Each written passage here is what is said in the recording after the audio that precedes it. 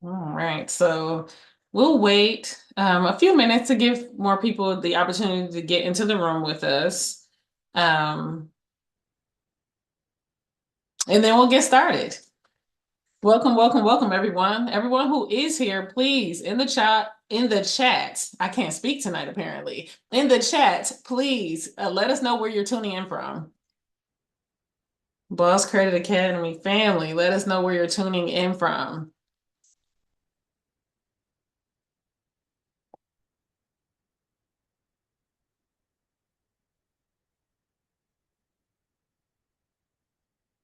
North Carolina, okay.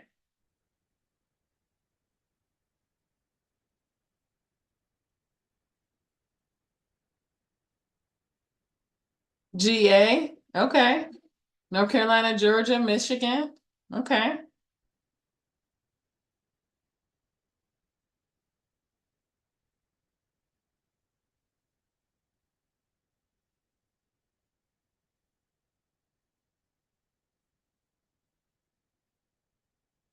North Carolina, Georgia, Michigan. All right. Yes, yes, yes. We got a couple more minutes. And then I'll do a brief intro and then you can take it away, Drew. And I'm excited. I'm about to hold on because I need to get my pen and pad too. Okay. A finger too. Well, three. And apparently, some little people broke into my office, so they had a cup full of pens that now has nothing in it. Okay, noted. There's a pen.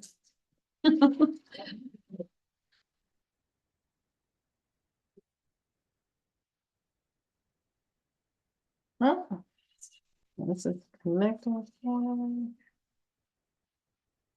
right, just a couple more minutes to see who else may want to join us. And then some people do trickle in late. As long as they have the passcode, they can get right in and they'll just, be joining us wherever we are. Okay.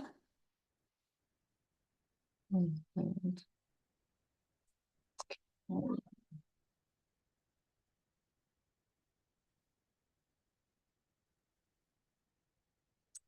right.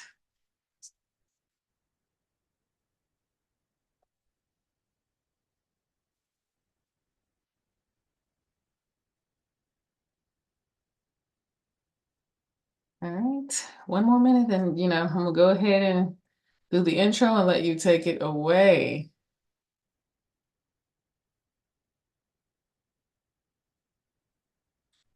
And I'm assuming that because people typed where they're from in the chat, that everybody can hear me and see me, okay? So we don't have to ask that question tonight. Everybody, thank y'all so much for joining us tonight. We are excited on tonight.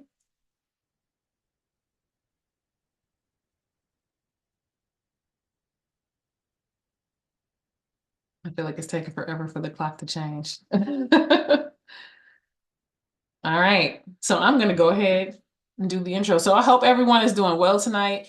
Thank y'all so much for joining us tonight. So, family, I want to share with y'all that tonight is not regular. Okay. So if you thought that, please get it out of your head. We got someone in the building who understands one powerful truth, the truth that most people ignore, that your network is your net worth, right? So this is not theory. This is not cute motivational talk. This is going to be straight strategy. Drew is the founder of the Connectors Corner, and what he does at a high level is very simple but powerful.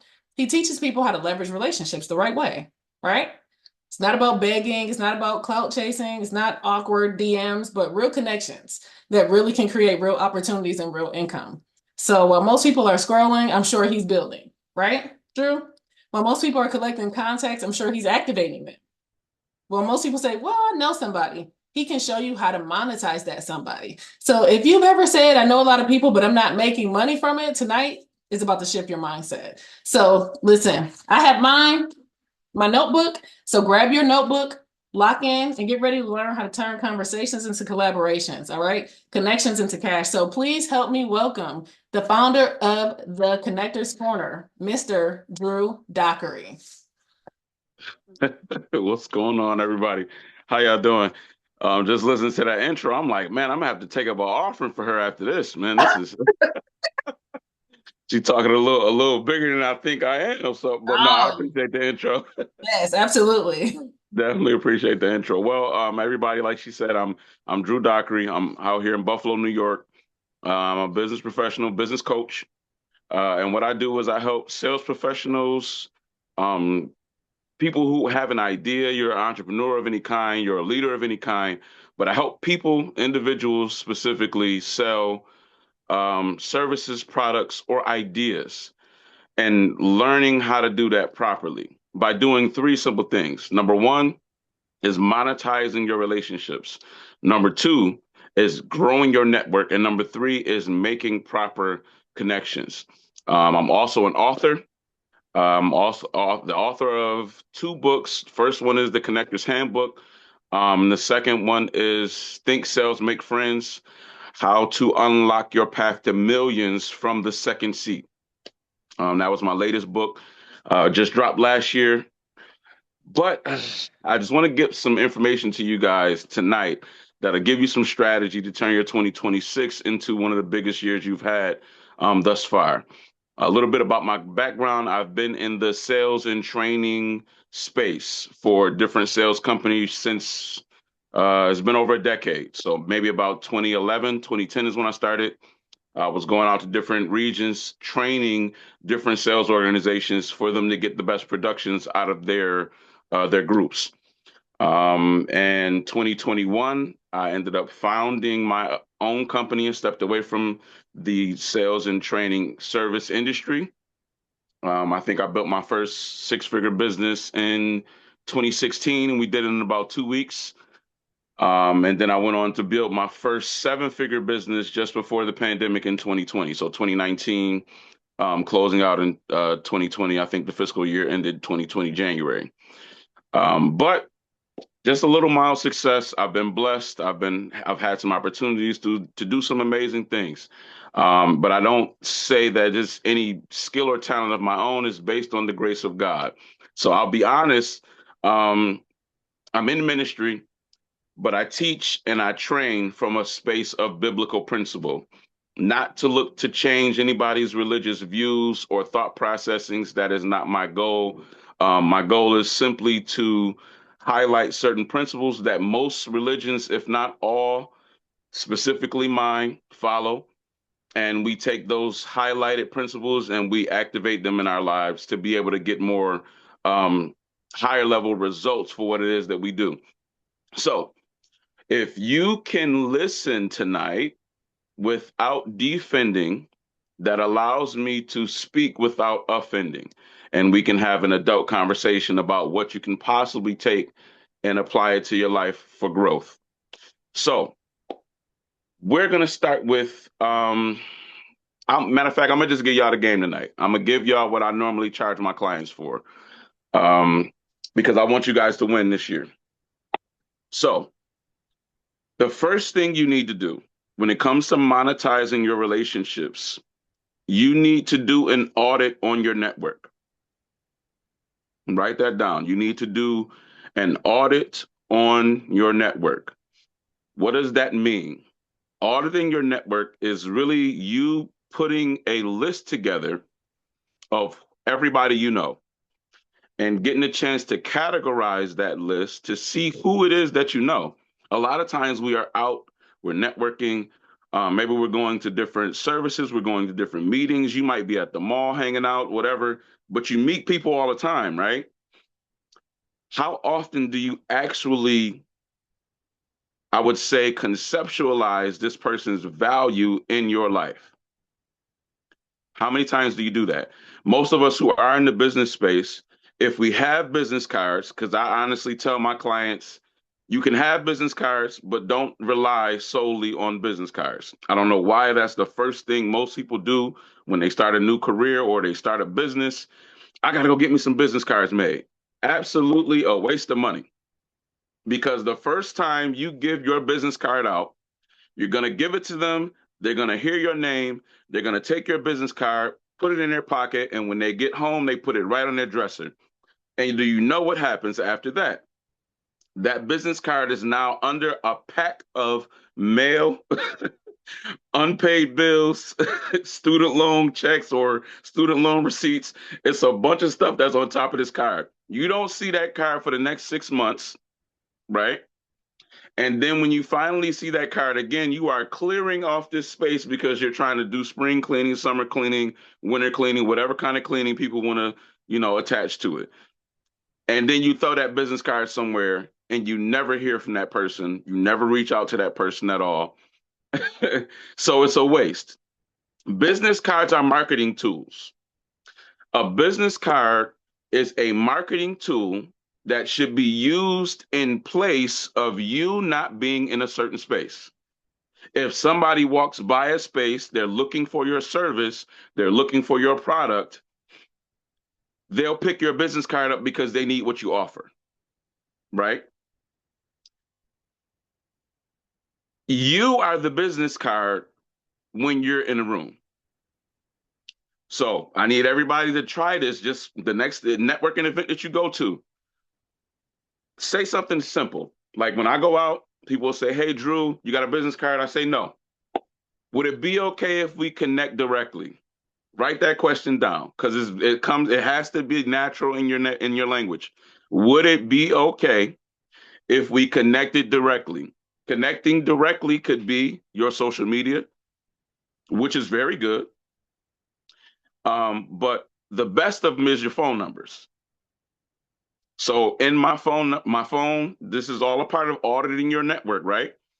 I have plenty of high level professionals in my contact list. And it's amazing knowing who they are. And then when I meet other people that know them, because I call them master connectors, they talk so highly of this person, you get the chance to see who they really are and what they've done. And on a business level, it's like, yo, this guy or this lady is really, she's really one of the top dogs in the space.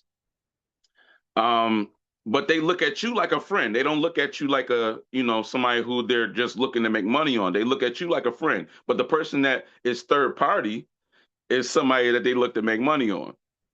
So that speaks volumes when they say, "Oh yeah, hey, I know Drew. Drew is my guy. I love Drew. What can I do for you?" Because I know who Drew is. That is what auditing your network is going to do for you. So when you start to have relationships being built, as opposed to just handing out business cards, you now start to create the net worth growth of your network. This is what starts the process of monetizing your relationships. Let me see, quick story, because I know we got a little bit of time, but quick story. Um, I'm in a space, I'm in a networking event, and a friend of mine is having this networking event. Everybody knows him. They're coming to network with who he's connected to. Now, this is New York. This is Buffalo.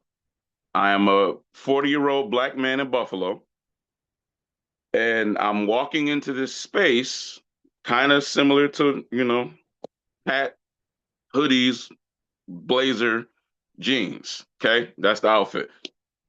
But the point is, when I'm going into this space, I'm already looking like an outsider because of who's there. I'm connected to the person who has invited me there, right? And 9 times out of 10, not trying to pump my head up or even for you going to the spaces that you're going into, you have to know what you bring to the table as your value. Jim Rohn said we get paid for the value we bring to the marketplace. We get paid based upon the value we bring to the marketplace. All of us are valuable, but your value may be at a certain level, one level or another. It may not be higher than, some of the rooms that you go into, which is not a bad thing. There's nothing wrong with that. But it may be too high for the room.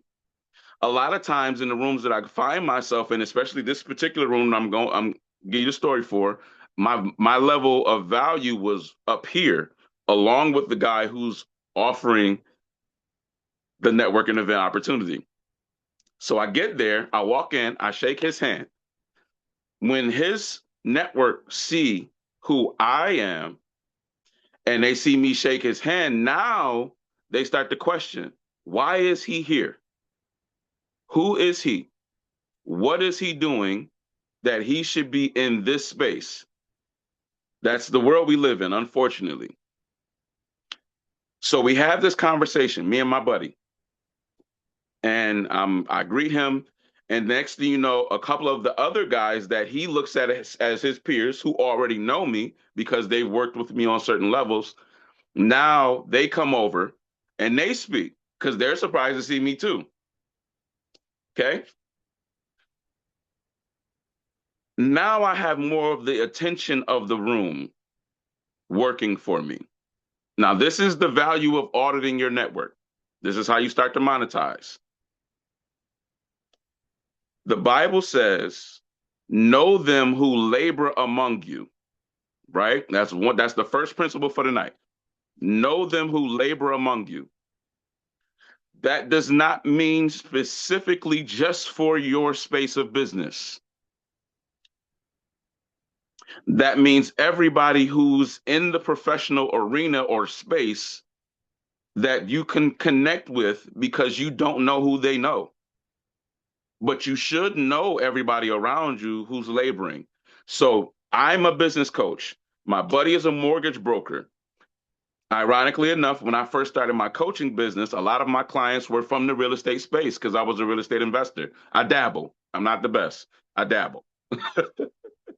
But agents, mortgage brokers, inspectors, these were all of the people who are part of my network. So when I started my coaching business, those were the low hanging fruit because we were already in conversation.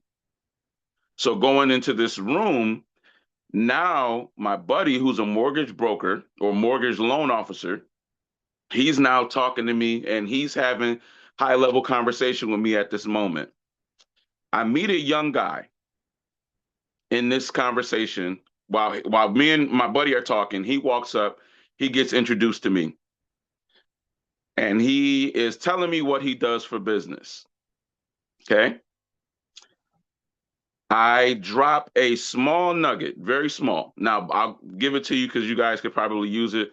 This is Buffalo. We used to have Krispy Kreme, right? We don't have Krispy Kreme here anymore, right? So we Krispy Kreme, no matter whether you got diabetes or not, Krispy Kreme is a hot commodity in Buffalo. So if you walk into any business space with a box of Krispy Kreme donuts, I'm quite sure, especially if it's fresh. Like I'm talking about from right off the conveyor belt, right?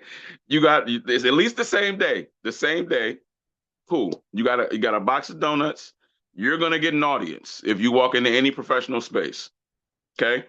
So I told him because he was looking at how to get into some of the companies they were giving him the runaround. Definitely with the hot sign. I just seen that comment. Definitely with the hot sign on. So he was working with this company. He's in sales. He's working with small business owners, and he was trying to get into this company for 9 months. Okay, that's the timeline. Now, after because he knows who I am based on the social proof. This is the power of auditing your network. Me and the guy who hosted this event have known each other for almost 10 years, right? At this time. So now I have social proof in this space working for me because I've audited my network. And because I just dropped his name. Steve has also audited his network. I'm a person of high value. He's invited to this space. Okay. So when we get here, people who may find out what I do, oh, this is Drew. He's a business coach. You're a business coach. Oh, okay. Now, me and this guy are having this conversation. He tells me he's been working on one of the biggest deals of his career, and it's taken him 9 months. He knows somebody on the inside. He's gone by, dropped off business cards. He's done all of these different things, right, to try and get an audience with the decision maker for this company and has gotten nothing but the runaround. Even knowing somebody there who works there can't get connected with the right people. Okay. I give him this tip about Krispy Kremes. I'm like, hey, just take the box of donuts. Next time you get some time, before you go do anything, get you a box of donuts from Krispy Kreme. If you got the time to run down the area, it's about an hour and a half away from here. Drive back and drop the box of donuts off with, whoever you're trying to get an audience with. He says, okay. Haphazardly, ironically, he's from Ohio. So a few states over. So he's passing by Erie, which is Erie, Pennsylvania. If you're from Buffalo, you know. And he happened to stop by the only Krispy Kreme within 200 miles of Buffalo. He grabs his box of donuts. He waits till the next day, so it didn't do him too bad because it wasn't. They weren't fresh, but they weren't the best. Still, the people recognize that box. That box holds weight. We're talking about. We'll get into branding and all that in a minute, but the branding of Krispy Kreme holds enough weight that if they see that box, the dozen of 12, they know. Oh, okay. I don't know how he got these today, but they got to be fresh. They got to be decent, right? So he takes this box of donuts the next day, first thing in the morning, to this company, drops it off with his business card to the receptionist. The receptionist says, hey, you got Krispy Kreme donuts? Where did you get these from? Now she's inquiring. The lady takes him and gives him a tour of the building. Did you hear me? A tour of the building after 9 months of getting the runaround and knowing somebody who worked there. If you follow what I'm saying, type 7 in the chat. Type 7 in the chat. If you follow what I'm saying, type 7 in the chat, please. I need to hear that y'all got this nugget. The power is not always in what you know, it is in who you know. And the lady that he dropped the donuts off to had enough power to connect him to exactly who he needed to work with. Okay? So she gives him a tour of the building. She plugs him directly into the person that he really needed to talk to. And he's just done the biggest deal of his career. The biggest deal. He didn't give me no numbers, but I know he hit the next 6 months of his commission quota in the first week of that quarter. Now, when you audit your network, it gives you an understanding of who you're connected to, because who you're connected to is taking you somewhere. I call it being ushered into a new room. So write that down. That'll be your next note. How can you get ushered into new rooms? Get ushered into new rooms. That's going to change the game and dynamic for your business.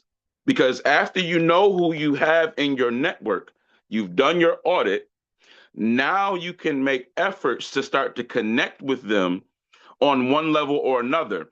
It may not be, hey, I want you to buy my product, or hey, I know you need my service. It may be, hey, I'm going to go get some wings. I'm going to hang out at the bar, whatever you do. Let's go. Just come hang out with me. One of my business coach mentors, he used to always tell me, never eat lunch alone. Never eat lunch alone. If you can just hit somebody up and say, hey, I'm going to Panera Bread. I'm going to be there hanging out. Why don't you come by and let's come chop it up. Let's talk. What do you got going on business-wise? Be a little nosy, but be mildly nosy about what your friends got going on, because that's what you really want. A man or a woman who wants friends or desires friends must first show themselves friendly. That is another principle that we follow. A man or woman who desires friends must first show themselves friendly. So after you audit your network, you start to reach out to these folks. You want to come off as a friend, not as a sales pitch person. You don't need an elevator pitch when somebody is digging what you offer. I don't even hire closed people. That's not even my thing. That's not a thing I teach in business. Because if I have to hire close you to buy something from me, because of the way my program works, I'm going to have to hire close you to do the work. Now that's more work for me. So now I got to hire close you to do something that you say you want results for. Let's make it make sense. Cause if I gotta beg you to make money, something wrong. Something is very wrong. Very wrong. So we want to show ourselves friendly, right? So we're reaching out to our friends. What's the next thing we can do? What can we do to break bread? Biblically, eating or drinking with somebody resembles what we call covenant. It becomes a relationship, it becomes a friendship. In the biblical days, when two couples would get married, man and woman, male and female, they get married, the families come together and they party for a few days. Like, yeah, you're taking my son or you're taking my daughter. They're connecting our families. So let's be around each other a little bit and let's party, let's hang out, let's enjoy each other's company. So we're gonna drink, we're gonna eat. That's a sign of covenant. That's why the Bible said he prepares a table before me, right? Before we even get to the presence of my enemies thing. That's the second part of the verse. We're not even talking about that. He prepares a table. You are in covenant with he who has prepared the table. That's where your relationship lies. So when you start to reach out to your network, you're going to be texting them, you're going to be calling them. It doesn't have to be, you got to call everybody. That's not true neither. I see a lot of people banging lines and doing 100 calls a day. Yeah, that's dead. Who's doing that? Okay. Like even when I go to a networking event, and I think that's the homework I'm probably give y'all, and I'm gonna follow up with, LaSahandra and see how everybody's doing with that. But go to some networking events. When you go, you don't want to meet everybody. You want to meet the top 3 to 7 people in that room of 100. And the top 3 to 7 people in that room of 100 will connect you with the remaining 93 in the room of 100. You don't need everybody. You just need a couple key points. Okay. And we call that the billion dollar room. We call that the $1 billion room. That is the value of the room becomes a net worth of $1 billion, depending on who's in there. And if you meet the top movers and shakers, you can network your way into a certain space where now the people that you connect with will usher you into some new rooms. Okay. So we got that. What was the second principle? Somebody put it in chat so I know everybody got it. Second principle.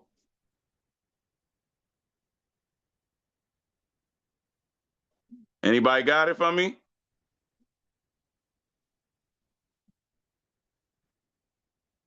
Get ushered into the room. Yes. Yes. Okay. That's what I'm talking about. Get ushered into the room. Okay. So now, once you're getting ushered into the new room, right? Now, it's on you to not mess it up. It's on you to not mess it up. Don't let your talent or your skill or even what we say, the anointing on your life. Don't let that get you into a place that your character, integrity, or your attitude can get you kicked out of. Don't let what's on you be dismissed by what's in you. Don't let what's on you be dismissed by what's in you. So being ushered into this new room, this is the biggest part of monetizing your relationships. The room itself is proverbial. It is not physically, it can be physically a room. It can be, but it is not specifically a physical space. It is them ushering you into their world and introducing you to a new person who represents the new room. Because this is a space that now has to be curated. It's a space that now has to be properly managed. Um, Scripturally, we talk about being a good steward, right? There was a story of talents that Jesus told, and he was talking about how one they were working for a very wealthy man, and it was three servants. One servant he gave 5 talents, the other servant he gave 2 talents, and the last servant he gave one. He went away for a while, he comes back. The one with 5 turned his 5 to 10, the one with 2 turned his 2 to 4, and the one with 1 did nothing with it. He just took it and buried it and represented what was given him back to the master, right? The master says, "Well done," to the other two who multiplied what they had, and the last servant, he called him wicked. The problem is stewardship. You didn't take care of what I gave you, right? So if I'm giving you what I know has value on it, you should do something with the value I gave you. That is what being ushered into the new room is like.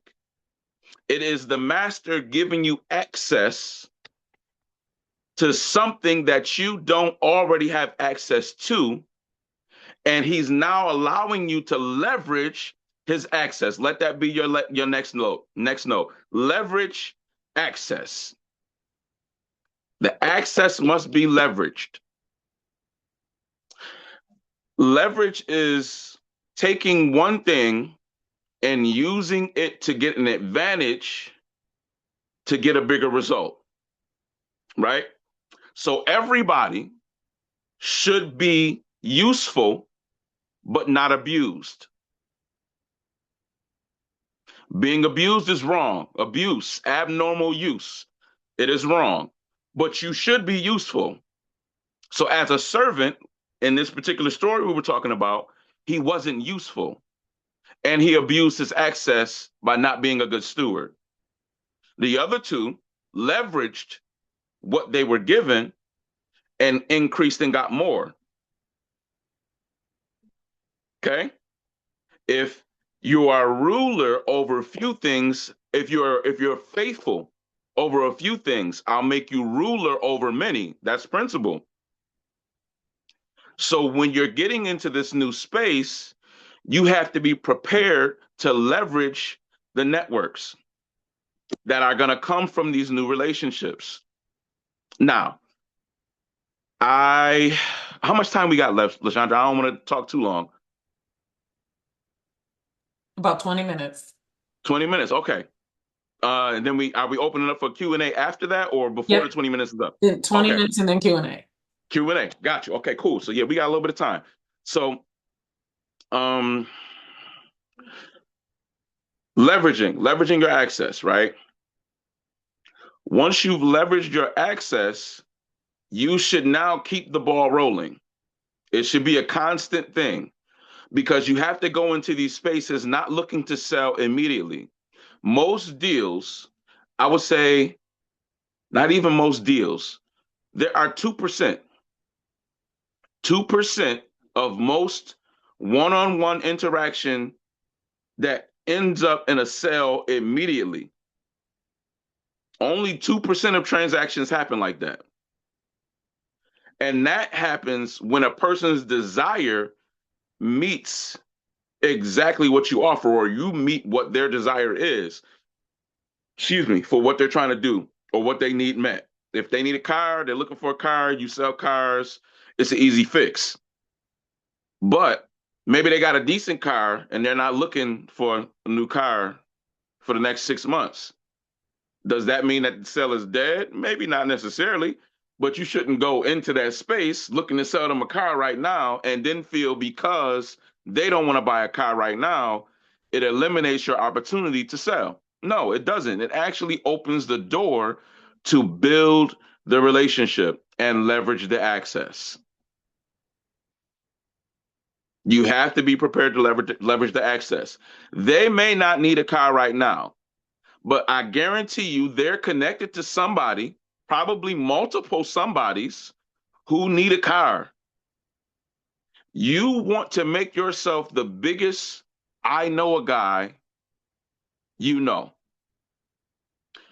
because now that adds to your value in the marketplace. Yes, this is your profession. Whatever you do is your profession, right? You've mastered that. That's your field of mastery. But can somebody come to you to get direction to go get something else that they need to fit their need? When you have multiple transactions like this happening throughout your network, you now are able to scale a business at a high level because you become what we call in the sales space TOMA. TOMA is just an acronym for top of mind awareness. So you become top of mind for anybody who is looking for what you offer, whether they buy something from you initially or not. But remember, only 2% of sales happen that way. So when we go into these new spaces, we're ushered into these new rooms. We're looking to leverage our access. How do we do that? We're not looking for upfront sales. We're looking for sales on the back end so that we can cultivate and build those relationships. This is how you will turn a contact list of 10 to 150. Everybody is not going to give you 10 contacts. Some may give you two. Some may give you five. Some may give you one, as we talked about with the talents, the story of the talents. But you can leverage that up to become 10, 4, and more than the one. Maybe the one becomes two. Because you only really need one powerful contact to take you to another level or to get you to a new space. So ideally, when you're leveraging your access, you want to be able to funnel all of your leveraged contacts to a space. Now, I'll use the last few minutes of this time to talk to you guys about what I do with these contacts. Because you can spend a good 30 days, right? Let's say you spend the next 30 days, you try to hit at least one networking event per week for the next 30 days. And you can compress a good time frame. I'll give you a couple, verified scenarios from some of my clients as well. But when you compress the time frames, you now bring on a bigger yield because success loves speed. So the faster you do these things, the faster you can move forward towards your goal and getting a lot of other stuff done. And before you know it, you'll be busy as Jesus doing miracles. You'll be as busy as you can be because you'll always have something to do. But that is where we start. We want to audit our network. We want to get ushered into some new rooms. And then we want to leverage the access. Okay? And those are the three I usually start with. Once you have this cloud of witnesses, you have this cloud of witnesses that you've created as far as your network, right? And I was just teaching this at one of the local colleges at UB. I did a small workshop for University of Buffalo with their innovation collab entrepreneur department. It kind of, I can tell they were kind of like trying to process it because the idea is really not in the product. The idea is not in the service.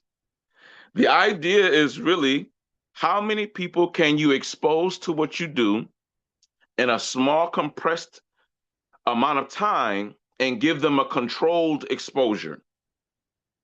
A controlled exposure is basically you getting what is it you do in front of a large group of people, and they're tuned in, they're locked into what you're saying, they're locked in, they're interested, and it's an intentional viewing opportunity of what you have going on, right?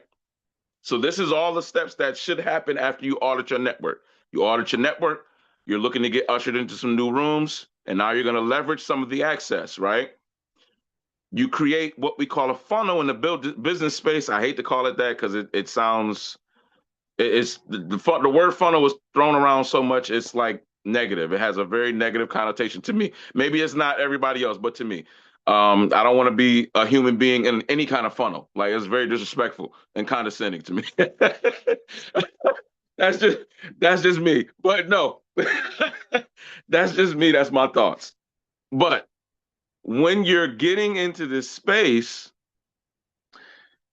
you want to put these people in a same scenario type situation, whether it's a webinar, whether it's an in-person meeting. You want to have a controlled exposure to show them what it is that you do. That is the whole point of ramping up all these contacts, right? um the faster you do it, the faster your results, the better your results, and the more you'll get out of it. The more you'll get out of it. I usually work out of I use the 80-20 rule normally. If I'm doing normal business, 80-20. That means out of all of, if I expose 100 people to what I do, 20% should be ready to get involved or want to do something. They'll buy a book, they'll get into the program, they'll do something, right? The other 80% we're not worried about, but we work with that 20%. The faster you expose the 100, the 20% goes up to about 40 or 50, maybe even 60, depending on how good you are, how talented you are at delivering information or giving ideas, right?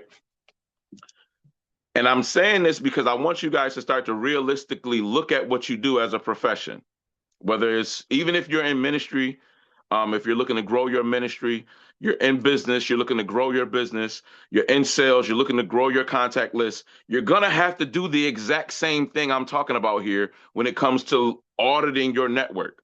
You're going to have to do it. It may not look like it to you in the moment, but this is what I discovered. You're going to have to do it no matter what space you're in. This is why my coaching clients are, they're from, pastors to real estate agents to mortgage loan brokers to insurance agents. They don't all sell the same product, but they have to do the same thing in order for what they do to work. Walmart is not successful because they have the best product. Walmart is successful because they had a network of people that they dropped an idea into. So before Walmart is everywhere, right? They take a supermarket warehouse, put some shelves in it, throw a bunch of cheap products on on the shelves, right? I'm sorry, y'all. They throw a bunch of cheap products on the shelf, and then they market it word of mouth, basically. People start to find out how you can go here and get cheap stuff. And if something break that you bought, you can go back and get some more cheap stuff, right? But they just exposed a network to what they had to offer. And they kept redoing the exact same model for years to come. Okay. Target jumps on the bandwagon and does the same thing. You know what company started it though? Sears and Roebuck. I know we don't even remember Sears, right? If you do, you owe. I know I'm old too. We just gonna have to accept it. But it's a lot of companies that were like that. And because that's how they were built and they never innovated into a new space of how to do business, They tried to stick with the same old business model, and the other companies put them out of business. Remember Sears, brand names. Let me see, Phase drugstore. I don't know if y'all had Phase in y'all neighborhood. We had Phase in Buffalo. We had Phase. Hills. I remember Hills is a department store that was popping before Walmart. All of these companies appealed to a network of people, and the network of people supported them. The network of people gave that information word of mouth because that's the strongest form of marketing. If you can get word of mouth working for your business, and that's what auditing your business, being ushered into the new room, and leveraging the access will give you word of mouth marketing.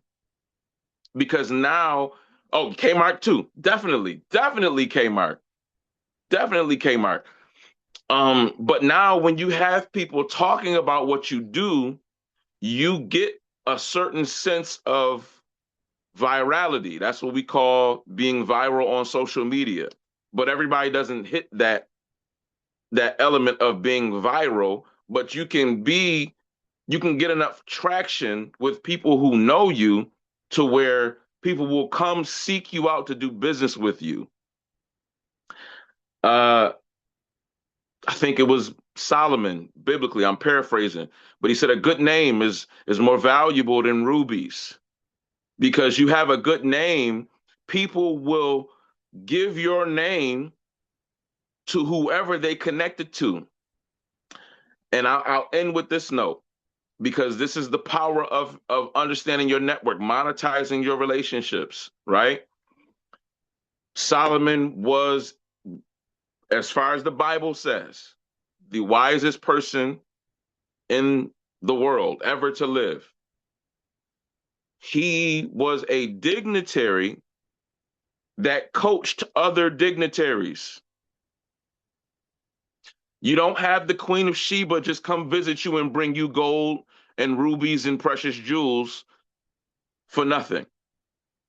And then the Bible talks about her experience seeing the temple, seeing Jerusalem, seeing what they've created, seeing how they go up and come down, how the priests minister, all of these different things because of what Solomon has set up. She came because he had a good name. There's no telephones then. How did she hear about Solomon? And he charged them to have an audience. So they came bearing gifts. That's why your gift will make room for you and bring you before great men. That is not just talking. I mean, it's metaphorical, yes, but it's not talking about your internal gift in an earthen vessel. It is talking about money. Most church anniversaries, they use them to raise money. So if you preaching at a church anniversary, you better have a good offering. You show up with some money because you come bearing a gift. That's the gift.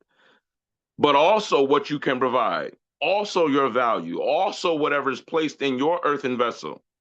That is a gift, and it does have value, and it does make room for you. But this is how you monetize your relationships. This is how you grow your network effectively. It's all about making those proper connections. And when you value yourself on that level, you can put yourself in spaces that will increase your reach, your influence on a very high level. So I hope that was helpful. Um, I definitely enjoy having these conversations, these high level entrepreneur conversations with a lot of folks. It helps you take complex concepts and philosophies and kind of break them down and then get real world experience for them. So I hope what I gave was interesting. I'm definitely open for any questions. LaSahandra, however you want to do it. All right. Does anybody have any questions for Drew?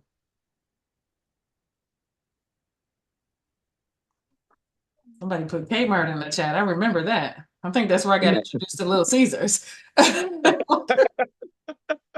Right. Any questions? Any questions? Now is the time. Someone said, can you repeat Toma? Yes, Top of mind awareness. Top of mind awareness.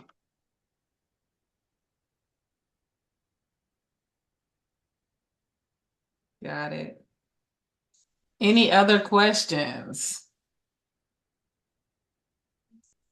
Any other questions? And y'all can feel free to unmute yourselves. If you have questions, you don't have to type it in the chat. If you want to unmute and ask your question, you can. Oh yeah, word. That's better. You can. How do you find networking events? How do you find networking events? There are plenty of networking groups countrywide. I'm sure in your city there will be certain networking groups depending on how, close or far you are to metropolitan space. Mhm. But if you can go to sites like meetup.com. You can search out networking events on Facebook to see what's going on in your area. Meetup.com is a good space to find different events. Um, I shouldn't do this because they don't pay me, but I'm gonna do it anyway. um, how do I find them usually? I honestly, and I'll be extremely honest, I create my own spaces. A lot of times, somebody in my network will have or host networking events. So if you really get serious about auditing your network, put us on game. I got you. I got you. So I start with who So I I know know who first. I know first.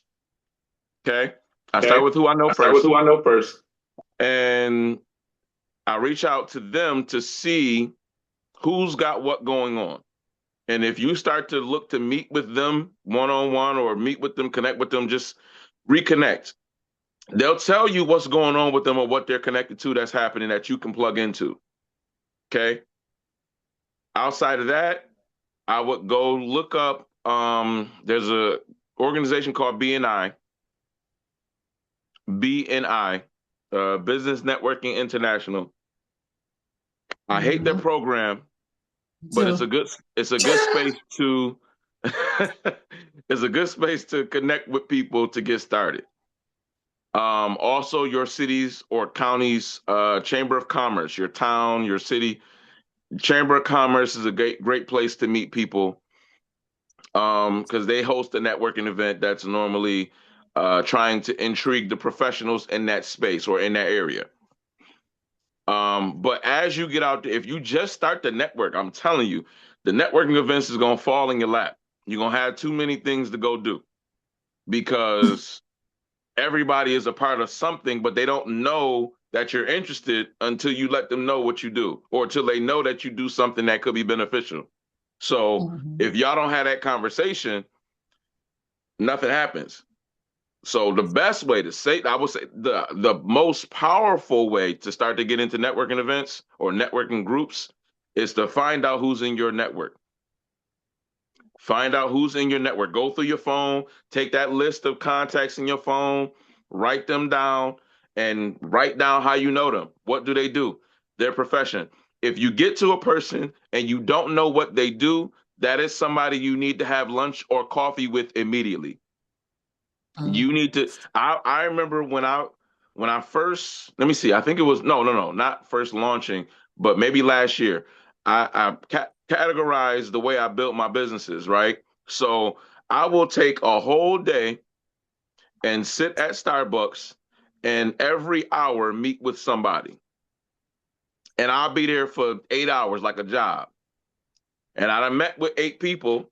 And depending on who I'm meeting with, sometimes I'll purposely make the meetings overlap because now Mhm. I can bring this one person in while we're talking 30 minutes later, somebody else comes in. I say, hey, Dave, this is my guy, Steve. Steve, this is Dave. Dave is a insurance broker. Steve sells cars. They Mhm. connect. Not that they need each other's services in that moment, but they know people who may need each other's services. Hmm.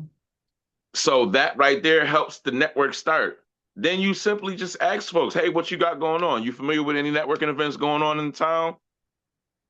It's simple. It's all just when you're friends, there's no rigid way to do business when you got friends. If you ain't got no friends, then yeah, you're gonna seem like the person who always got an elevator pitch. And that is the worst. I hate going to events and they be like, let's work on your 10-second pitch, your 30-second pitch. What, sir, ma'am? I'm not 30-second elevator pitching nobody. First of all, that's weird. Let's be honest, that's weird. That's weird to just pop up and just start rambling off your business stuff to somebody that you don't know. And y'all in the elevator. And I'm a 6'1", 270-pound black man. What I look like? Should somebody in there? Like, come on, let's make it make sense here. So no, I'm not doing the elevator pitches. We can connect, and a lot of times, you have to be careful how you meet people. But for the most part, when you have those conversations, you figure out what they into, what they do, and hopefully they're not a serial killer. All right. What a wonderful answer to that question. Oh my God. She said, thanks, No man. problem. Any other questions? That's why you network with me. Hey, let's Yes. connect. Make sure they not. Yes. Let's connect. All right. Is it okay to put my contacts in the chat? Absolutely. Do share how Okay. they can follow you, share how they can reach you if they want to set up a consultation, share all of that info. Okay. Well, yeah. I mean, I'm pretty direct. Um, yeah, I don't try. I try not to make it too complicated to reach me, so you can reach me directly. And y'all friends of my friend, right? So Yep. if y'all have,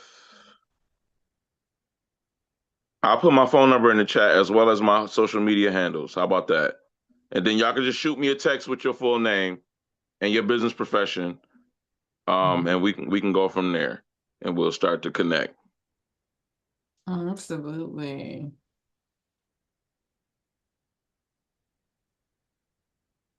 Very good. And where that came from, I put it in there too. Okay. All right. Thank you. Well, listen, if y'all felt that, I'm gonna need for everybody here to drop some fire in the chat right now. Okay. I took not one, but 2 pages of notes myself, the boss lady herself. I took notes. This was wonderful. Listen, Drew, thank you so much for pouring into us the way that you did. Y'all, this was not surface level. This is literally a blueprint strategy. So we appreciate you for giving us something that we can really apply so much. So, family, this is the kind of information that changes income, right? It changes environments, it changes bloodlines when you execute, of course, right? So, listen, if y'all didn't come from a wealthy family, allow one to come from you. And so let it start here. Let it start with you, right? So for anybody who's here, if you're not already inside of our community, I'm going to drop the link in the chat right now. It's completely free to join. Boss Credit Academy is where we pretty much teach you how to understand your credit, fix what's broken, build it correctly, and position yourself for real funding, personal and business, right? So we break down credit reports, we have funding strategies, structure, and mindset, right? Mindset is super important so that you can move with confidence and not confusion. So if you're serious about building, get in the room. And remember some of these keys that Drew has dropped for us tonight. He dropped some nuggets. Know what the people are doing that's around you. Audit that circle, and if they ain't count your network. And if you ain't worth over $1,000, it's time for a new a new circle. Okay. That's what I got from it. So I'm dropping a link in the chat right now. If you know somebody that can benefit, from being in the community. Again, it is completely free. Go ahead, invite them, get them on in the room. Okay. Thank you all so much for joining us. Drew, again, thank you so much. It was wonderful. Like I said, I'm applying these notes.